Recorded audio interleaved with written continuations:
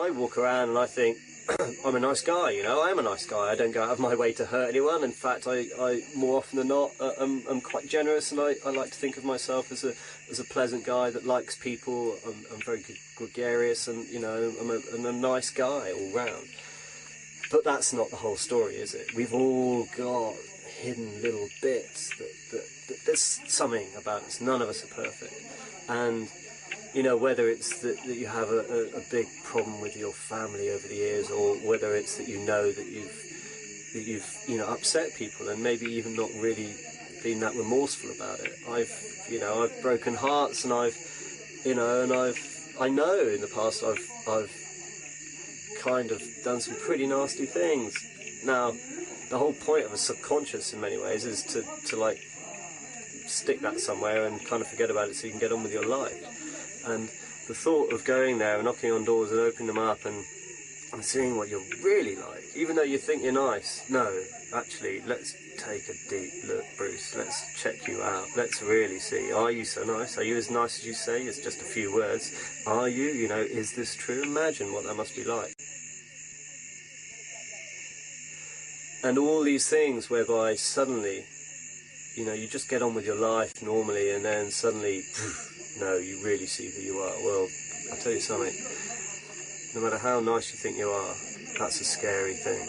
That's a really scary thing. It's a very inward-looking drug. You spend a great deal of your time looking at your life, how you've lived your life, and where your life will go in the future, and also what you are like as a person, and all those little faults that you kind of subconsciously overlook and persuade yourself that you're a nice, normal human being.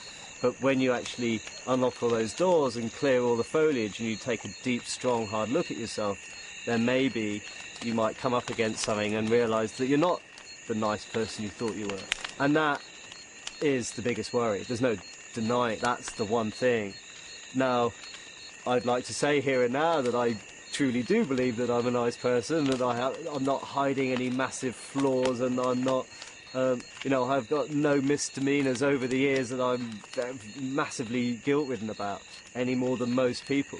But there are elements of my character that could do with shaping up, you know, and that's something that will be quite tough, I think, and the real searching look and seeing your true faults, whether it's selfishness, whether it's arrogance, whatever it is. Those things will be tough things to look at.